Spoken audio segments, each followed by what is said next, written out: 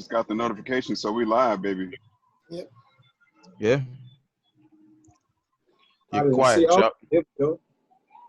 Oh, let me see it. Yeah, we recording. We're live. Okay. Yo, man, they just suspended me. Boom. Word, they suspended the teacher. Yeah, man, I'm getting so sick of this, man. They teaching us about nothing, man. You know what the bottom line is for black people out here? It's simple. You must learn.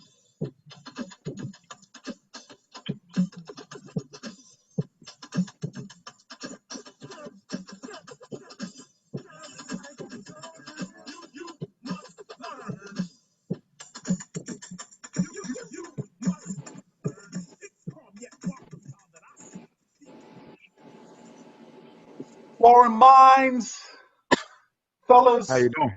we're back again, and we have a super crazy, like, this is literally like an emergency episode. Like, you never see us live on what's that, Monday, Tuesday? Like, I lost track of what day it is. But this is an important episode for us. We really wanted to give the opportunity to delve deeper, dig deeper into what we were talking about before in terms of the importance of educators and how they're dealing with life with COVID as we see it, and their plans and their thoughts and opinions and ideas. And so we wanted to make sure we brought all that to the forefront. Let me start with that real quick. You already know who I am. It's Charles Jones. No, I'm not Charlie Hustle today, man. We're going to keep it Charles Jones, real PG version. This is kid-friendly today. You heard me?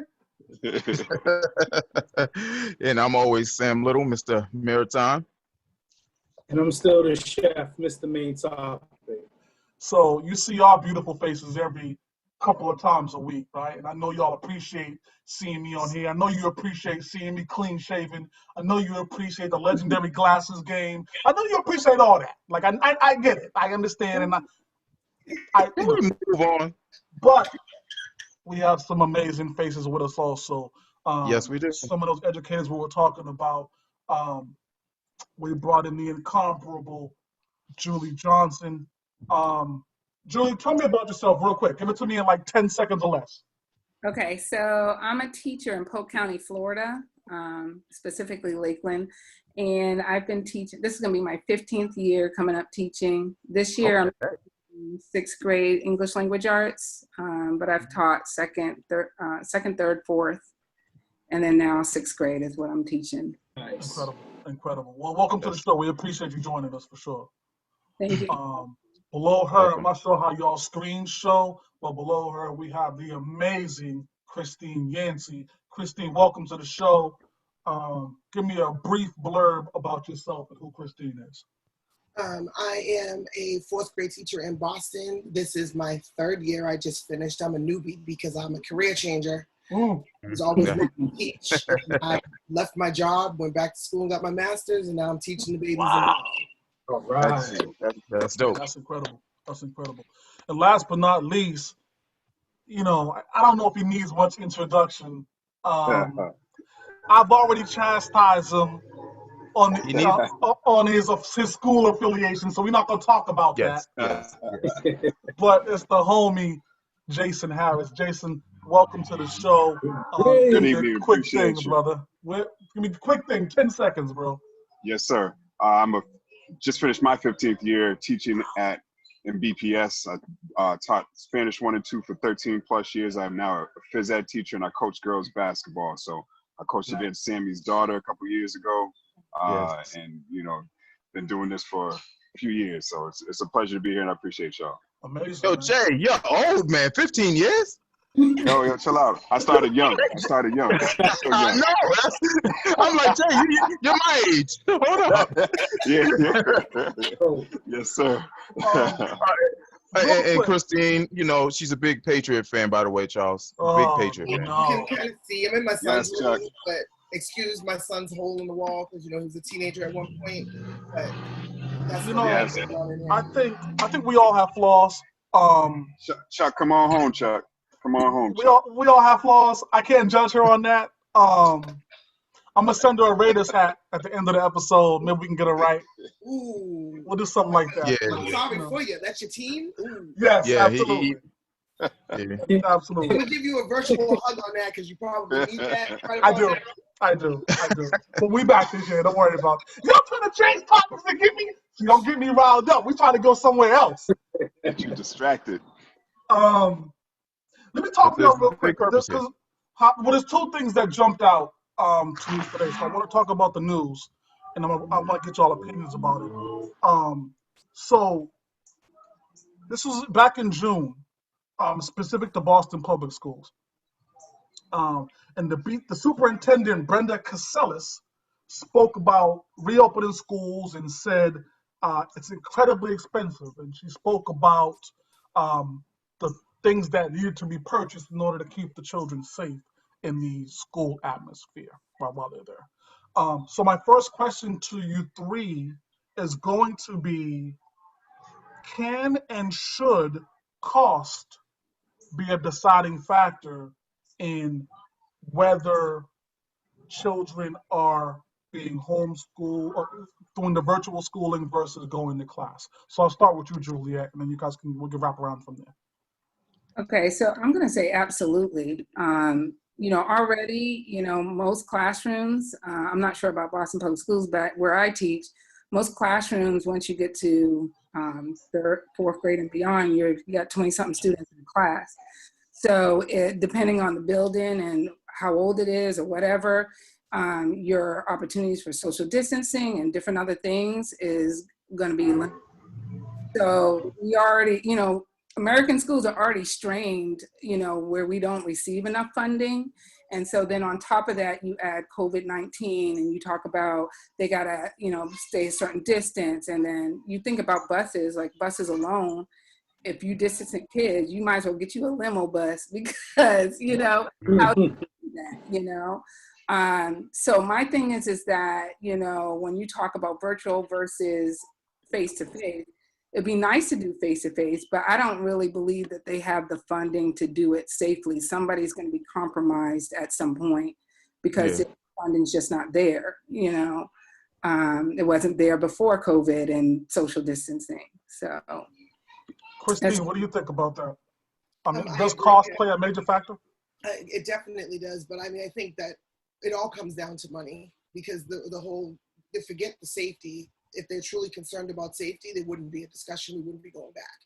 But we've become glorified babysitters at this point. We were the best thing going when this first happened.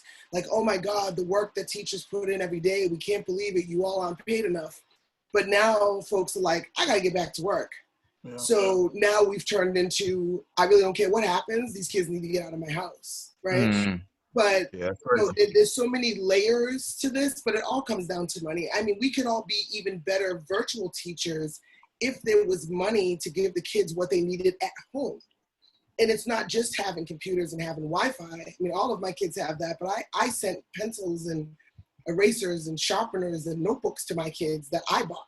Because I said to my kids, grab a piece of paper so we can do this math. And they're like, I don't have any paper. I can't find a pencil. So, there needs to be a real thought gone into like, what are the tools that we need? But we didn't have what we needed when school was in. I got 24 pencils in September. 24. And that's the only pencils I got was in September. Yes. The pencils that my kids used beyond that were from friends that donated and stuff that I bought. Yes. That's terrible. Jay, what do you think about that, brother? How big of a factor is cost in this? The financial situation is incredible. As is stated, if we just talk about, classroom supplies, that's one thing. But then you get into the disinfecting. If we are going to be in school and we're going to have 10 to 15, 20 to 25, as many as 30, in some places 35 and more students in a classroom, or in a space, it needs to be continually cleaned. And so if they don't have enough money to give us more than 24 pencils at the start of the school year, and we can't keep paper towel in the bathrooms and all of these little things, you know what I mean? Like, we have to think about there's many levels to this. It's more than just the classroom time. There's the school bus, there's the transit, because, a lot of our kids, take public transportation. And then there's keeping the seats, the desks, the common areas clean.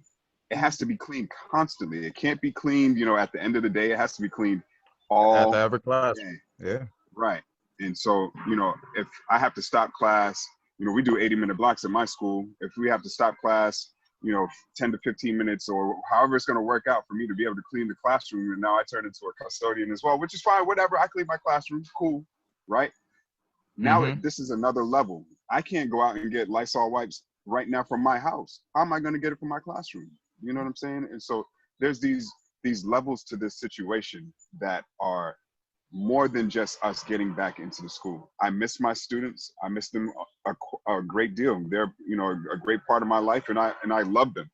But I don't want to be there, at a point where it's going to be detrimental to them, Right. to me, to their families, to my family, and to our extended families. Just in the name of putting on a good show and being back live in school. Right. It's not putting on a show, but because there's more to it. There's like I said, there's levels to it. And the in-person learning is fundamental to everybody. But there's a lot more that needs to be said for this virus and this situation. And I think we need to do our due diligence and be patient. Yeah. I think Sammy and Maine, I speak for y'all when I say that educators, are, and a lot of people would agree with this, are the least appreciated people in the country when it comes to salary and funding versus what they actually provide to our community, to our youth. Yes. So Yeah, definitely. just the lack of recognition of that, it always astounds me because I've never heard of someone trying to fix that gap, right? There's a very wide gap between their appreciation level and what they actually, how they're actually appreciated, right? We can all say, oh yeah, I appreciate teachers, but if they can't afford pencils, that there's some confusion there, there's some disconnect there. So Work it out.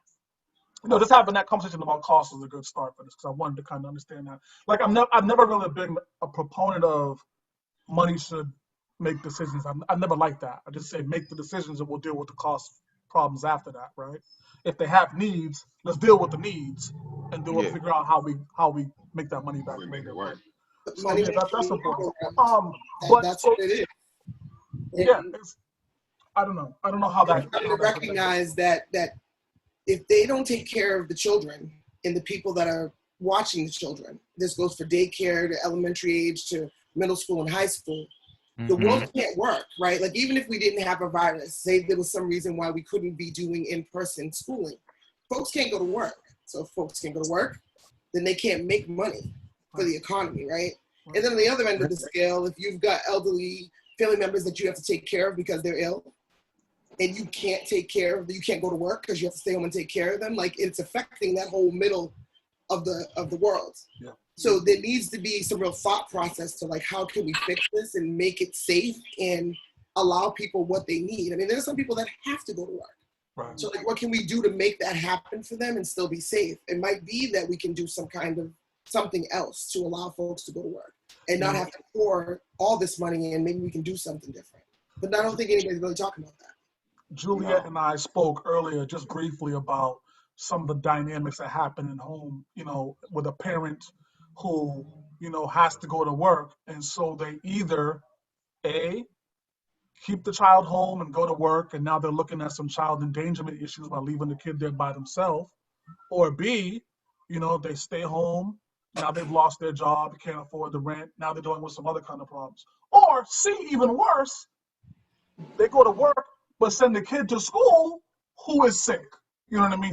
Who may knowingly have COVID, but they don't have no other option.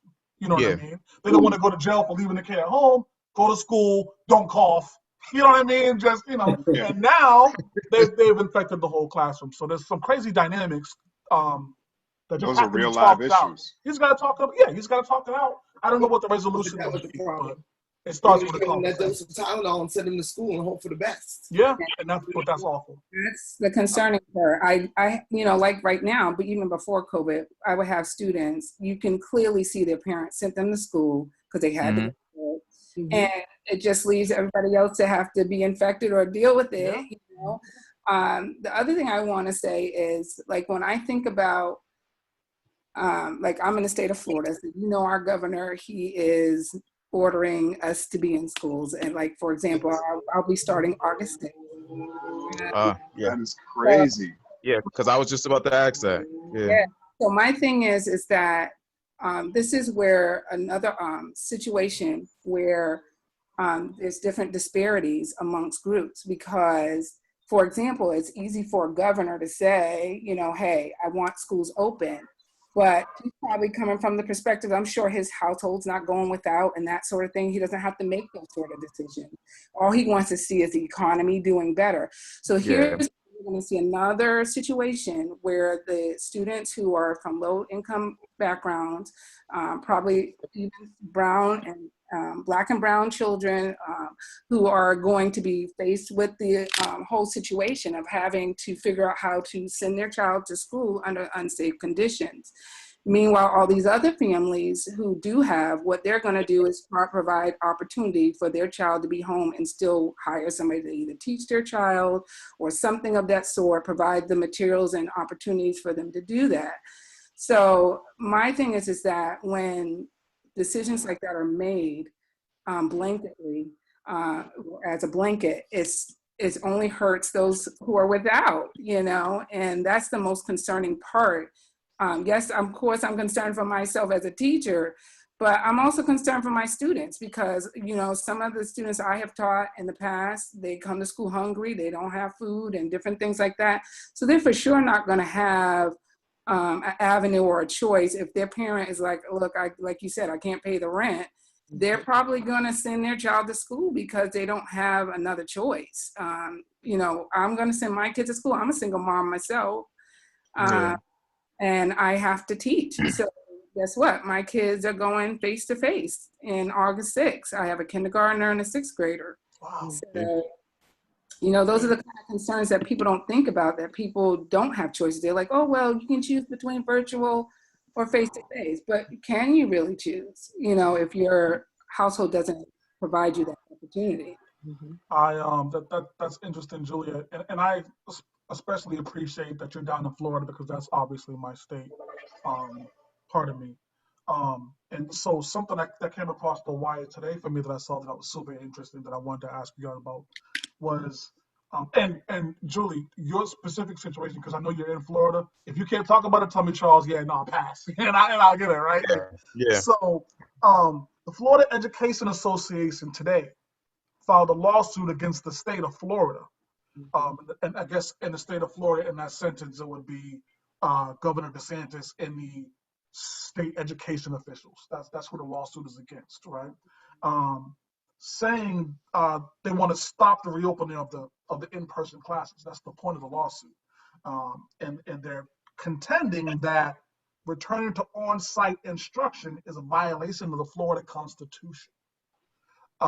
So my question based off of that is that something we can get behind? Is a lawsuit against the governor of the state something we should stand behind, or are we at the mercy of our elected officials?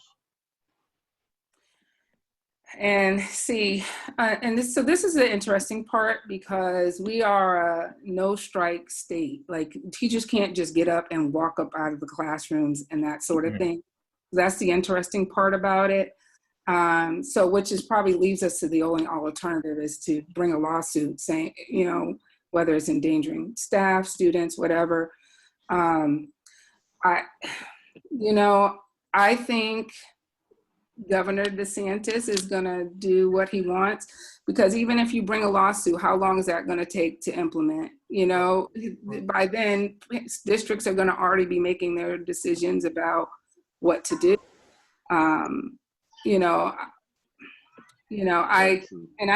The tone of this governor, I don't know that I see him really changing his mind. Today on the news, he was looking a little iffy.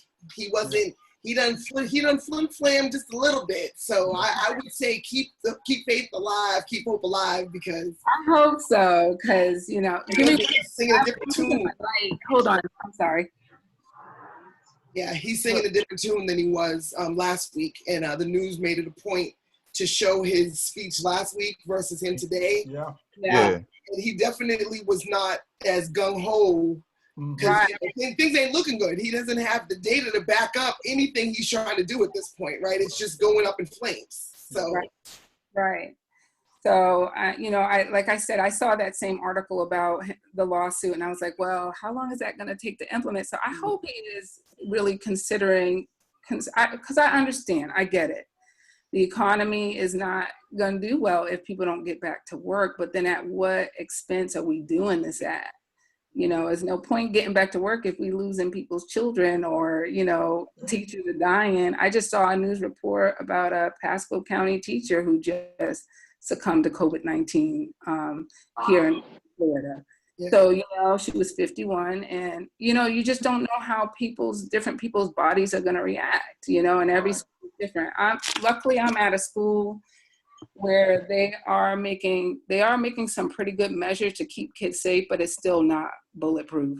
It's, there's still going to be opportunities. They're trying to. And you know what, as you say that, that leads right into my next question, which is, what type of implementation have you three seen that can keep the parents watching this video, to keep us kind of at ease from sending our child to school and then having them come back home with a disease such as this? And again, I'll go to Jay and then we'll wrap back up. No, and in all honesty, in my opinion, I haven't seen enough. I have a 5-year-old who's soon to be 6. He'll be going to 1st grade next year. And when you think about what right? Like, I know what my child has been doing, what my family's been doing, what people around me have been doing.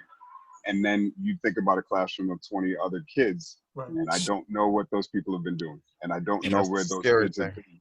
Right. We've all been doing our social distancing, supposedly, right? But not everybody has taken it as serious as others. We have some people that I have my rights and I don't have to. And they bring that to their family. And my kid, I'm telling them, yo, it's pounds to everybody that you see. Put your mask on. If you see somebody that you want to say hello to, that's fine, but you got to hit him with the elbow, hit him with the pound, and he's doing it. You know what I'm saying? And he's learning. He's adjusting. But not everybody's teaching their kids the same thing. And it's just like our daily lessons with our children. We don't all teach our children the same things. And so with regard to being safe in these regards, there's only so much that that we can do with other people. You know what I mean? Like, it's out of our hands. We can't control it. We can't do anything about it. And in a state like Florida, where your hands are tied and you're not allowed to make decisions to, keep yourself safe in a certain regard, it's not fair. You know what I mean? And you putting yourself, okay, I can't send my kid to, I don't agree with sending my kid to school. Now, what are my options, right? And so if up here in Boston and Massachusetts, we're going to go virtual, hopefully that'll be the case. They haven't said yet. If that's the case, cool, good. Then we know that moving forward, we can adjust, we can supplement the kind of education our kids are getting. We can try to find ways, and parents can plan ahead. You know what I'm saying? But Boston, we start so late. We start after Labor Day. They're taking their time, and I understand. You want to do your due diligence and come up with a good plan. But for Florida, where Florida starts in 2.5, 3 weeks, that's looming. That's not like something that is something we can postpone or whatever. That is coming up very, very quickly. The summer's moving along quickly, and the things are not. For me, the things in Florida are not improving. This is like Juliet said. This is, you don't know how people's bodies are going to react. It's life or death for some people. And children. I saw I think it was a governor of Missouri. Kids are going to get it, and that's good. That's fine, or something along those lines. And they can get over it. That's what he said. Yeah, they're going to get over it. And it's like, how can you be so careless and loose about children because it's not their own children? You know what I'm saying? Like, he's in his 60s, maybe 70s, and he doesn't have a child that's going through this. He might have grandchildren, but as was mentioned by Juliet, they have the situations where they can plan ahead and they can get that tutor or they can get that homeschooling done. And the regular working class person does not have that option. And so, like, I've been, trying to keep my son on the ball. I got him a couple workbooks, a little kindergarten workbook, a little 1st grade workbook. Spanish workbooks and math workbooks, just to try to keep him sharp, because I know, you know, it's going to come to a head at some point where he's going to be missing certain things, and I don't want him to get out of the routine of school. And you know, this is one of those things where we just have to hope for the best, but we have to also expect the worst. And Florida, I really hold my heart, in prayer for y'all, because it's a serious situation, and I don't think that the people down there in control and the government are taking it as serious as we should. Let me ask you this, Christine. Actually, you know what? Before I do that, Jermaine, I don't want to bring this up. You know what? Hold on real quick. Sparring Minds listeners, pardon me. Don't worry about this part of the show, right? Y'all just put it on mute. I'm gonna have a conversation with my homies real quick, and we'll be right back. Turning it up all the way. Yeah. So, man, real quick, right? Mm-hmm. Jay speaks Spanish, right? Yes. Sorry. We've been on vacation to Mexico, right? Yes. And when I went to the restaurant, and I said, I want carne con queso, and all I wanted was a grilled cheese, right? And they brought me out a plate of enchiladas and all. We need to bring Jay on vacation so we don't run into these problems, bro. Yeah. And had I known he spoke Spanish, it wouldn't have been a problem. We would have handled that up front. I've known Jay for years, probably over 20 years. Yeah. And I never knew this. And I've never known this. Keep me educated from now on so that I can make the right decisions. So saying, like, one of the things, like, when I'm coaching, like, I have a lot of kids in my schools that are bilingual, you know, Salvadoran, Colombian, Dominican, wherever. And, like, one of the first times Carla, she's a coach at Madison, she heard me speaking. She was like, yo, Jay, that's not fair. You can't be speaking in Spanish, too. And I'm like, I got to be able to tell my kids, you know what I'm saying? And so I'm out there yelling in Spanish, I'm yelling in English, and I'm yelling in Spanglish. I'm doing it all. Just trying to make sure that we get everything across, because, you know, I gotta get my message across to my girls, man. I gotta let them know. Estamos por ahí, vete, corre, avanza. All right. Sparring Minds, we back. Pardon me. We've had some problems we have to deal with here real quick. But we're gonna get okay. So let's get right back to it. I'm about to ask Christine a question, a very serious question. Let me knock it off. So Christine, I guess my question is going to be this: Is social distancing possible in the classroom setting as we currently know it, in person? With my class of 26 kids, no. No. Jeez. I mean, and I got a big room. My room echoes when I stand in there, but I can't put those kids 6 feet apart. I in my mind's eye, I've been trying to think, like, okay, how am I going to do this room, and how are they going to be spaced out and all facing in the same direction if that's what we're going to be doing? And I was like, okay, I can maybe fit 11 kids, I think, maybe. And that's if I take the library out. And if I don't have, you know, we won't have like our rug area, because, you know, I teach smaller ones, we sit on the rug. And then I'm thinking about, like, even the kindergarten and first grade and second grade, like, those kids don't come to school and sit at a desk. They you know, they have the babies, they work with their hands and they play. How are they going to be able to do that? And we work in groups. So my kids are in groups. They have math partners and this partner and that partner. But we can't have any of that if we're in school. So, you know, how is all this going to work? Like, I just don't see some weird version of in school even being effective in the midst of then having to stop, like you said, Jay, every 10 minutes or 15 minutes to wipe stuff down. I mean, I think of one of my students last year who never covered her mouth. And when I say never, I mean never. And she's 10 years old. And I had conversations with her one-on-one. I had classroom discussions on covering your mouth. I yelled and screamed. I stopped the class because I had to wipe down her laptop because she was coughing on her laptop. And I thought, dear Lord, imagine if this was like, you know, COVID times. And as it was, my class of 22 kids, I had a probably 2-month run where they were passing maybe COVID. I don't know what my kids had, but everyone was sick. Yeah. And I was sending messages home to my parents like, I appreciate that you're keeping your kids home. Here are some online things they can do from home. Please don't bring your kids to school sick because they're passing it to each other. I mean, wiping out entire table groups. Yeah. And I had kids coming to school sleeping on the table. So, you know, when I fast forward to September, and if there's any version of us going back, and now, you know, if you sneeze, everybody's going to be looking at you like, you got it. And what am I going to do? I have to stop, wipe everything down. You know, we got to change masks.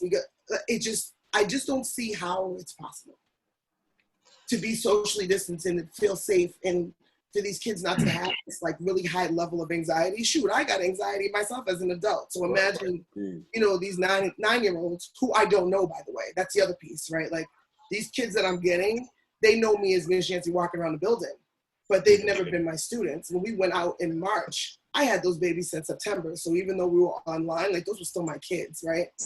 But now I'm getting a whole group of third graders that have never been my students before. And I'm not gonna be able to be in class with them to build any community, or even if we're in some kind of weird, you know, part of the week, I'm never gonna have all of my kids together to build a community of kids.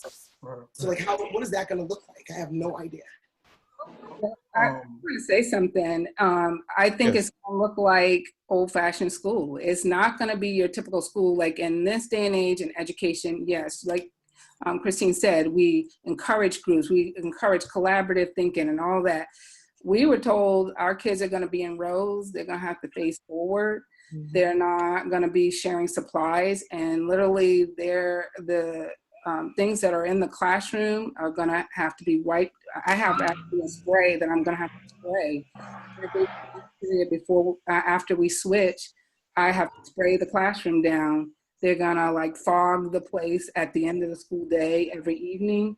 But the kids can't share supplies. We were told if they don't have supplies, we're going to have to let them know, and we'll get them their own individual supplies. Basically, it's going to be sitting in rows facing forward. Our cafeteria, we're not even going to be able to eat lunch in like normal. We'll have off days. So we'll have an A day and a B day. So 50, you know, half the days you'll be in the cafeteria, the other half the days you're going to have to eat in your classroom because they can't have as many kids in the classroom at one time. Wow. I mean, it's been a struggle. And this is with a school that does have at least a third of the kids that are going to go virtual, which will allow us to social distance in the classroom. So we won't have as large classes as like maybe other public schools.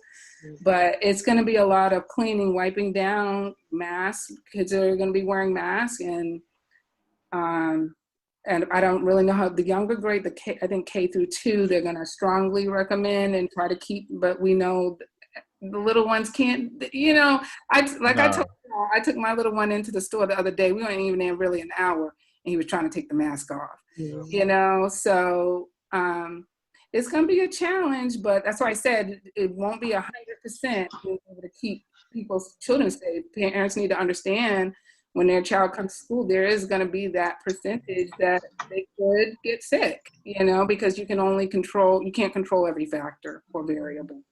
Jermaine, I know you had some things lined up. What'd you have, brother? As far as just like, you know, me being a worker, you know what I'm saying? Working at a school, you know, going back to it, just like,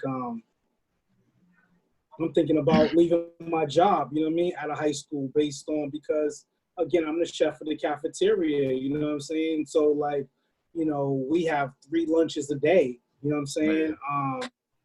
And just, you're talking about over 20 to 30 kids at one time and coming up through like a lunch line or whatever, you know what I'm saying? Like everything will be, you have to individualize stuff, you know what I mean? And it's a Catholic school, so, you know, the budget and stuff like that isn't big to have more staff and stuff like that. It's, you know, but I mean, just as a parent, you know what I'm saying? Like just being really concerned about how that's going to be. You know, I know that was something we was talking about on Friday, meeting with Sammy, and just, you know, really nervous about my kid going back to school. You know what I'm saying? So just you guys just being not just teachers, but parents as well, you know,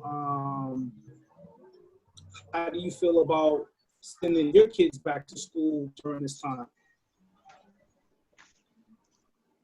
Christine, I'll speak first. Go ahead.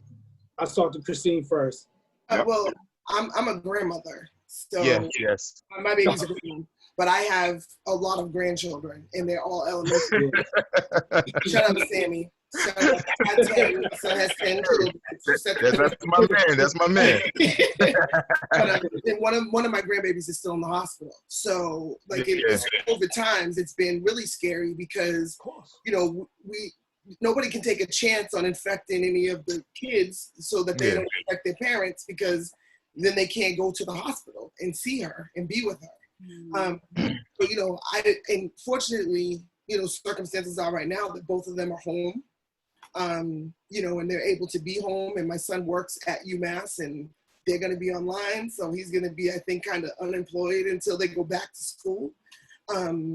So, you know, they might not have to make that choice to have to take their kids and send them to school. But I've been thinking throughout this whole thing that I didn't have any little ones at home. I mean, like, we didn't talk about it, but the fact that both of y'all are teachers and have kids at home with you, right? Like, that's a whole nother level to being online. Like, everyone thinks that teachers are sitting home, kicking their feet up, drinking coffee. And I'm like, I'm spending hours just converting lessons to be able to be given online. And I couldn't even imagine if I then had a kid that I had to help be online, or a kid that's like, mommy, mommy, mommy, mommy, while I'm trying to do this. I mean, I legit am on my computer all day. Yes. Yeah. Jay. I do not envy you at all. No, that's the other side of the coin. And to, you know, Christine's point, you know, my son is 5. He's coming down while I'm in Zoom, and my kids got to know my son very well. Hey, Jay, you know what I'm saying? Like, you know, they say what's up to him every day, because he's coming in, he's popping his head up, he's just waving, he's half asleep, you know what I'm saying? But, you know, that's the other thing. Like, it takes a portion of my day away because I can't be there to help him with his school stuff. And so he's on Zoom.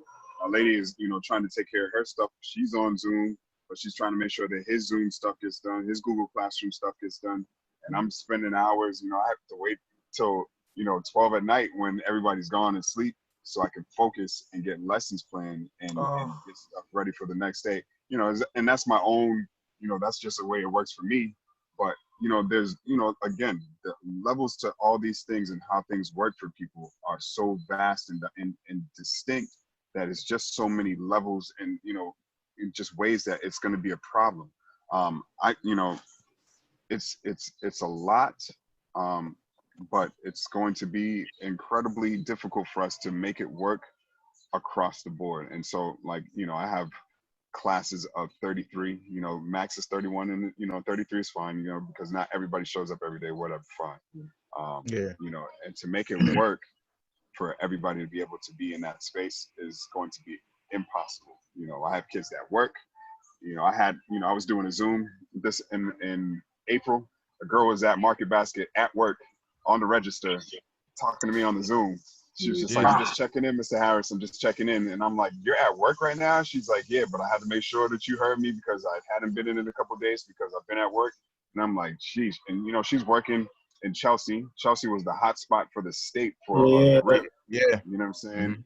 And so it's just, you know, you can't control what kids have to do. Kids have to work because, you know, they want to go to college and they're trying to save money. Or kids have to work because they have to have the lights on.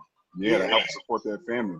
And so there's so many things. Like, I have, you know, I'm in East Boston. I got kids working in Lexington and Arlington. And y'all know, you know, Juliet might not know how far that is, but that's a grip, you know what I'm saying, as far as a commute for a student to go to work. And they're getting home at 1, they're coming to school and they're sleeping.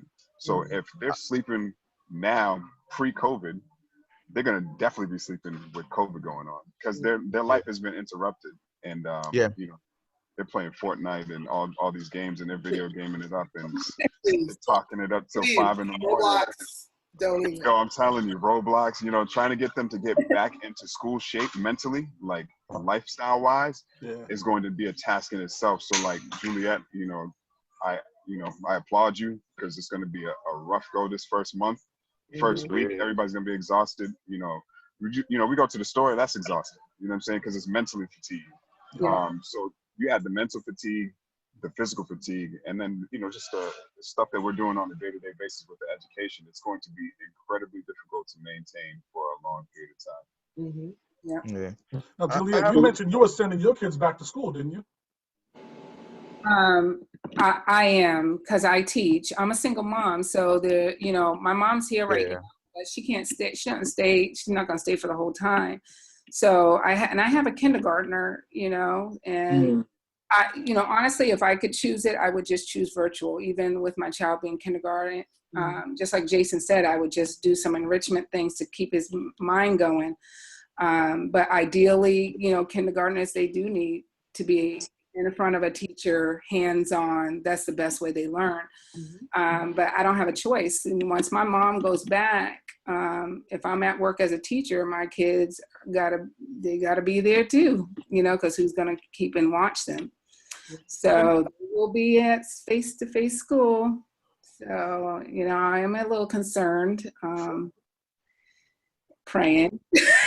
We have this conversation, right? We're talking about the disparity and how it definitely affects folks who all this is already affected, right?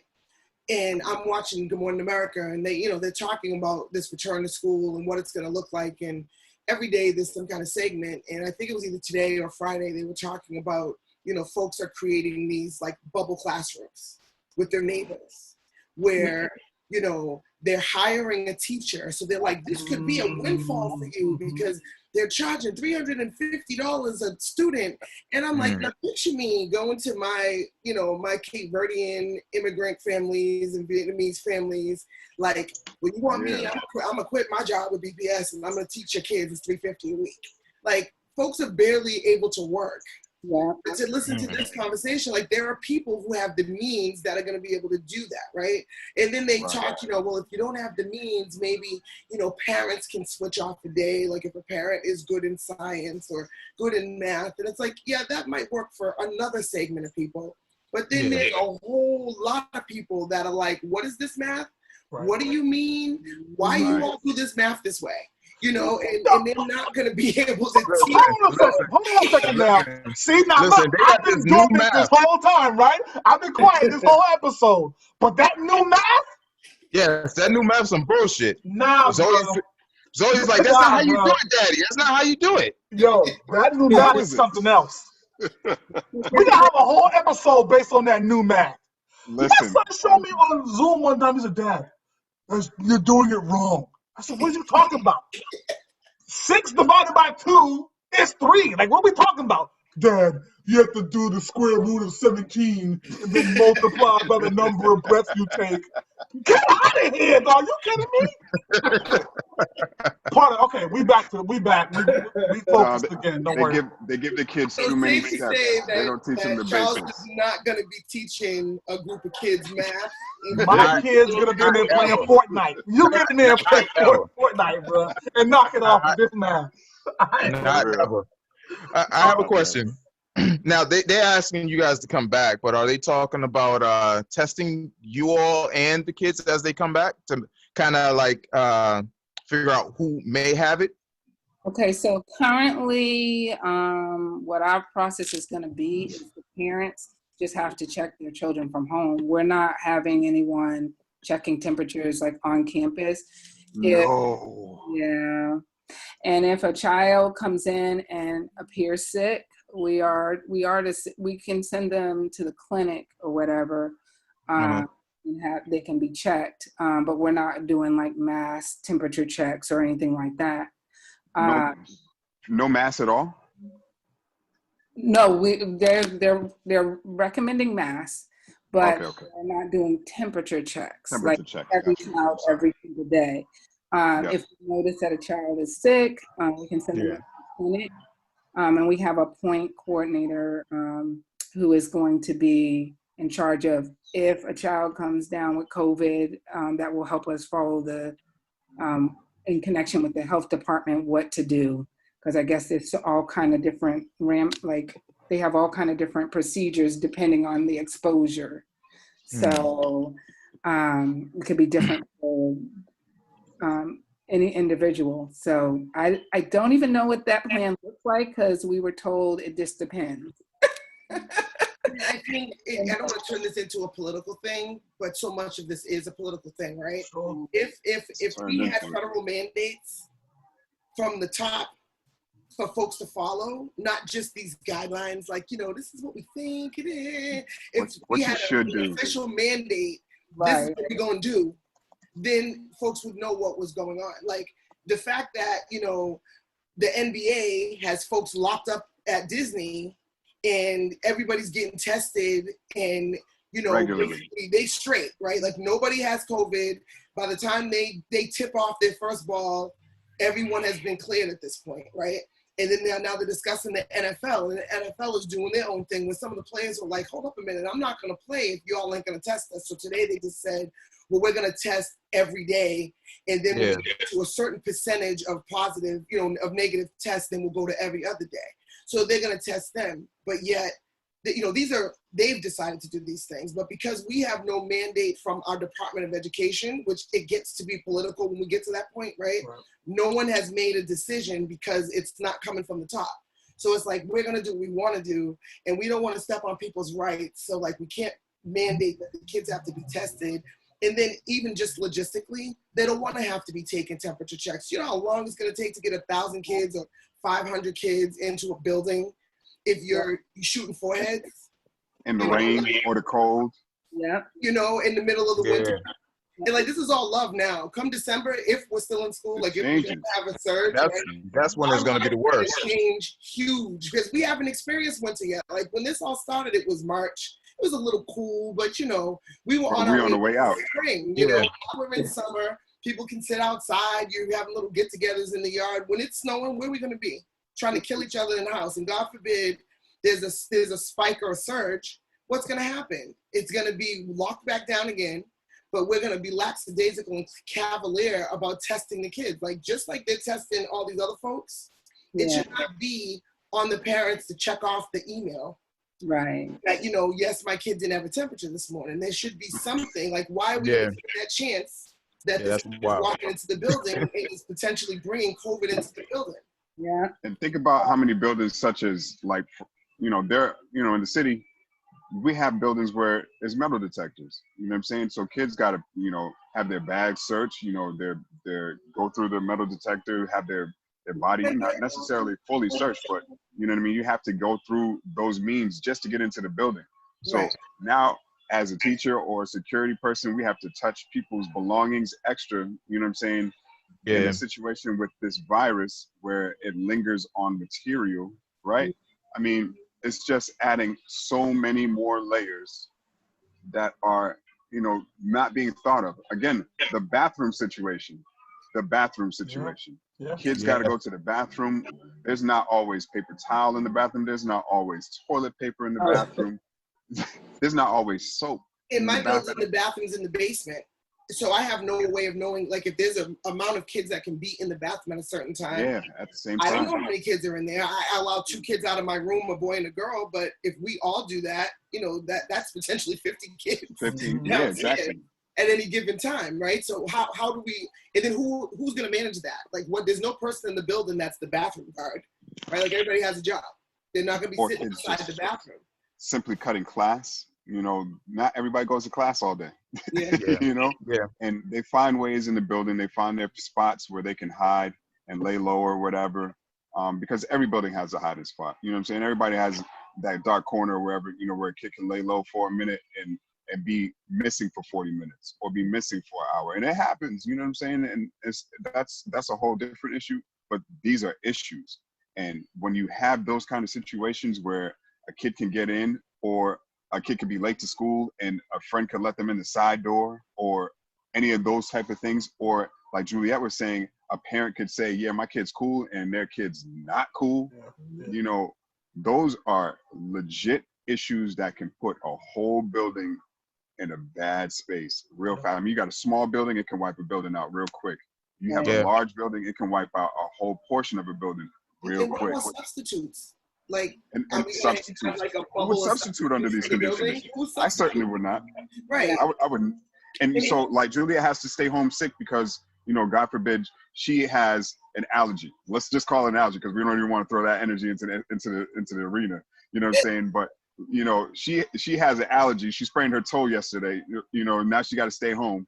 And so, who's going to be the substitute for her class? You know what I'm saying? Because I'm not, if I were in that age group or in need of a work, I mean, you know, if you're in need of work, you're in need of work. But if you have to choose to be a sub under these circumstances, and as a parent, would you want another adult coming in from the outside? Like if you You don't look know, at yeah. your teacher, Yeah. if Miss Johnson has been there, do you want Miss Smith, who you've never seen before in life, to come in and be there with your kids today? And then Right. you know, sometimes if there's no substitute, they'll take that class and split it amongst the other grade level teachers, right? Correct. But we can't Correct. intermingle kids. So then what do we do? Right. You know, Now we like got what? 40 kids in the room. Right. And you can't, but you know, we can't do that if we can't intermingle the kids because you're going to stay with your cohort or whatever it is. So I just feel like there's so many decisions that have to be made, and the people who have the ultimate power to make these decisions are not the folks that are on the ground, right? Yes. So they're making these unilateral decisions, but they're not thinking about how any of this stuff is going to get enacted, which is what we experience as teachers all the time, right? That's what they do. They say, this is what y'all need to do, and then they leave it for us to figure out. But this is the kind of thing that we can't just figure this out. Like, I'm not going to go to my father and be like, Daddy, we need to go and get some plexiglass and some PVC pipe and make it look like the nail salon in my room where I can put these partitions. Like, I'm not going to do that. Like, somebody needs to have a plan that is a pay level way higher than me. Right. And I think the beauty of what you said earlier was that, you know, with the NFL and the NBA, and they're having these bubbles and these arenas set up to where they can kind of guide how this whole thing moves around them. You're talking about privatized organizations, whereas, you know, the schools that, you know, we see, especially in the city, you know, run by the state. They're run by each individual political unit who may not necessarily have much to gain if things go awry. You know what I mean? Where the NBA, they're not letting nothing happen to those players because that's their money in their pocket. It's not, you know, they're not going to let that happen. So it's interesting when we talk about it, you know, privatized industries and the rules and implementations they're putting into place versus, you know, state-run things, and you never know what's going to happen with that. We got governors saying that the kids are going to get it, but they'll be all right. Yeah, They're resilient. He's an absolute bozo. We'll talk about that soon. But then you have those same children who might be in a 3-generational home, like where their grandparents all live there. So that's the other challenge too, is yes, the kids might end up being fine, not to say that all are, but then they go home, if they have a grandparent who lives with them, then you're exposing them to that too. And then ultimately what it's going to come down to is, you're just like Christine was saying, they put these mandates in place, and then guess who's got to figure it out? It's us, the teachers. I just saw on Facebook the other day, a teacher came up with this creative idea where it's like PVC pipe, and then she put like saran wrap over it to make as barriers. I mean, it was the cutest thing, and I was like, wow, that could work. I was like, wait a minute, let me think about it. But guess who's paying for all that? I'm sure. Yep. Coming right out of you. Yeah, you and all think about how many times she has to replace it. Yeah. So that's the challenge, is they put these mandates in place. They don't put enough money. And I get it. Education doesn't bring money really back to you because, you know, it's not like a hospital or whatever where people are paying insurance and different things like that. But it's like, you know, I don't know. It's a challenge. But then people got to be willing to take money from other places because they find money. Yeah. Pay for like testing, all these companies they pay in. They found money in Boston to buy all these laptops. I mean, it was like you got kids taking standardized tests on a computer who have never touched a computer before.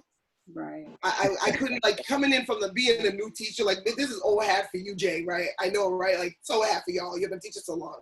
But me coming in my first year, I was like, so my kids have never had a laptop before, but aren't they taking the MCAS on a computer? So and this is supposed to decide everything, and this is how we're going to do it. Yeah, like and then we get our money based on the test, but my kids don't even know how to type. They don't know what fingers to put on there.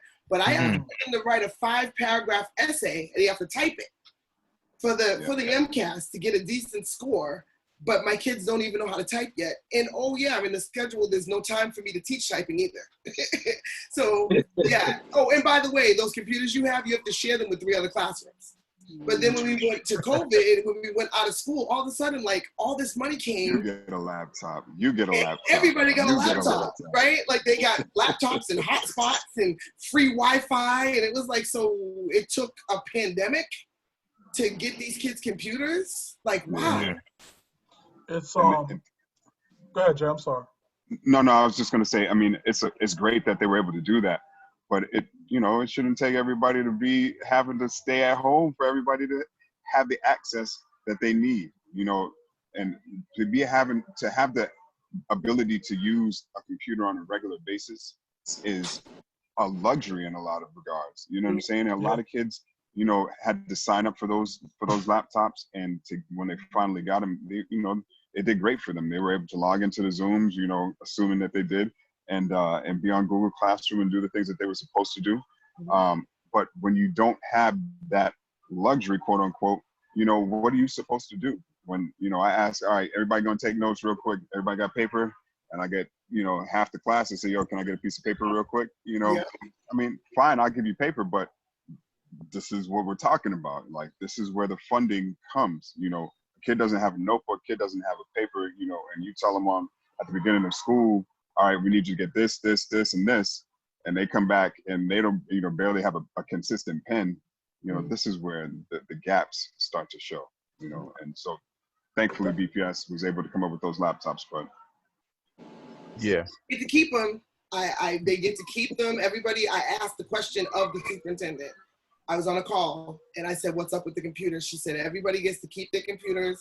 They are now buying additional computers. I don't know where all this money's coming from, but they're going to replace the computers that were distributed.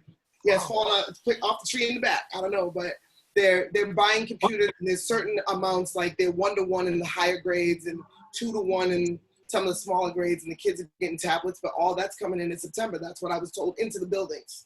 But everyone who has computers at home are keeping them at home. That's dope. Hey, that's dope. But hold on, I think I'm keeping these educators longer than I wanted to. So let me hit them with a couple more questions, and we're gonna let them get out of here.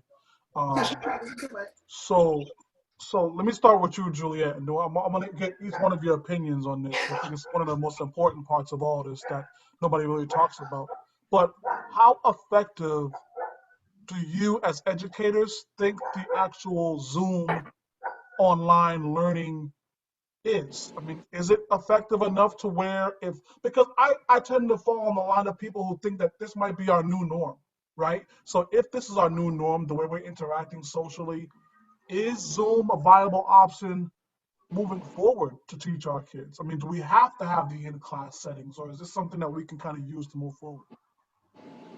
Well, like I said before, face-to-face is always the most optimal conditions. Can Zoom work? I think it can.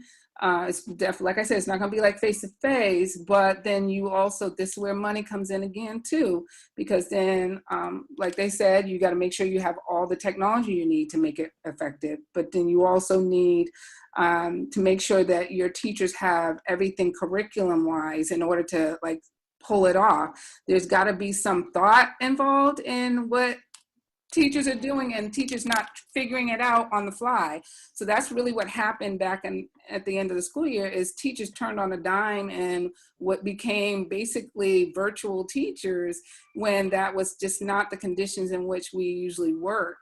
The other thing is that I think virtual is most harmful for those who are at a disadvantage in some way. If they have a learning disability or something like that, there's no amount of Zooming I can do like to really help if they are, you know, if they have a severe learning disability. Those are some of the challenges with Zoom, is those children probably do need more smaller group, 1-to-1. You almost would need someone to like visit. They would probably need someone to visit them who would be willing to have the attachment of like what teachers are going through and families and stuff like that. I don't think it's definitely something that could help for it's not for everyone. Like Jason said, there's layers to it.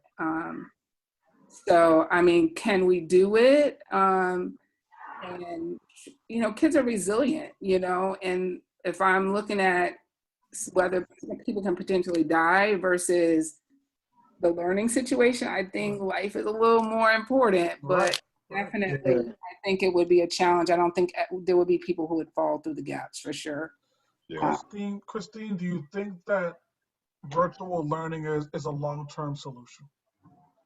I mean, I don't think it's long-term, but I think that one thing that made me happy, the BTU, the American Federation of Teachers, and the Massachusetts Teachers Association, they kind of did a joint letter where they offered what their thoughts were and what teachers would need to be successful. And, the thought is that, we're probably going to still be remote when school starts back. But to just jump back in on September 8th or whatever that date is, like it's business as usual, is not reasonable. And some of the suggestions, they were very thoughtful. And I'm sure that, the Department of Education, Massachusetts is going to push back and tell them no. But, they said like teachers need more time for professional development. What's built into our contract, the 2 days of PD that we normally do, that's not going to be sufficient to be able to address the needs of our kids coming in September. That was part one. The second thing that they said was that we also need time once we get back face-to-face or online with our kids. We need time for social emotional learning. We got kids coming back to us that, have lost family members, who may be homeless now, who have just, we already had trauma, right? But now they've experienced the trauma of this pandemic. And they can't anticipate or expect that these kids are going to hop back in and be ready to do 3 times 5 on September 8th. So, they requested that we were given some time before instruction was to start. And then, get into instruction. And it sounded so reasonable to me because it just can't be business as usual. Even if we are in person, it can't be business as usual. We're not the same people we were September 2019. This is a whole different world we're in. We have a whole different group of kids. And teaching has changed. Like I'm still, even if I'm in person, I'm going to use those computers because our Black and brown babies need to be computer savvy. My daughter teaches in Wellesley, and those kids are producing PowerPoint presentations in 4th and 5th grade because they work on computers and laptops and iPads every day, all day. And then I have my little kids sitting in front of me, and they don't even know where A is on the keyboard. And, how can we compete? We can't. Yeah. So, I'm glad that we have the computers, and I'm glad that teachers have been forced to be more computer savvy because it's not just the kids that didn't know how to use these computers. A lot of the adults didn't know either. And teachers were forced to find ways to teach these kids on the computer. So, there are I feel like some positives to it. It's just been so haphazard, and we had to do it at a moment's notice. But then, we're all on break for the summer. And, a lot of people are burnt. They're done. They're like, when we finished in June, they're like, we are finished, right? Yeah. But as teachers, we really can't be finished because we have so much work we have to do to prepare for September, especially considering we're going to be some kind of version of the Zoom and doing some kind of online teaching. But, you can't make people work over the summer. You can't make them do that work. So unless they kind of build it in to what the schedule is going to be for professional development, that stuff isn't going to happen. And the consistency isn't going to be there. And the kids aren't necessarily going to get what they need. I had the most success with my kids who were the most computer savvy and my kids who already had lots of independence. Like I had some kids that really relished having that responsibility and having deadlines that they had to work with. And then I had a whole nother group of kids that I needed to truly, truly babysit and pull them in small groups and do separate Zoom rooms to give them that support. And then I had 2 kids that I didn't see the entire time we were out of school. And to the point where the principal went to the house because I was concerned one of the parents was pregnant when we closed. And I was like, God forbid, did something happen? I'm calling, not getting her. And the principal went and knocked on doors to check on these kids. But they were online. They were playing games, but they weren't coming to Zoom. Parents weren't calling me back, so they got nothing. And these 2 kids are some of my kids that struggled. They had IEPs. They needed additional help in some of their classes, but they got no services. They didn't get me or any of that additional stuff that they needed. So now where do they go? They're going into 5th grade and they were already behind. And now they're going to be even further behind. Yeah, that didn't help. Yeah. Doesn't help. Jay, let me ask you this, and we're going to wrap on this, if that's okay with y'all. So, Jay, so you're sitting down in front of the governor of Massachusetts. And he says, Jay, what's the solution? How do we fix this? What's your plan for September? You tell me what you want to get done. What would you say to him? I would say a lot of things that Christine just said, just that we need to be able to be ready for the fact that as on a whole, we should not be putting our children in the crosshairs. These are children, right? If we gave all this respect to our first responders in February, March, April, and May, for the work that they were doing, then we need to continue to respect them and the work that they did, and not allow for a situation that will put them back in the crosshairs.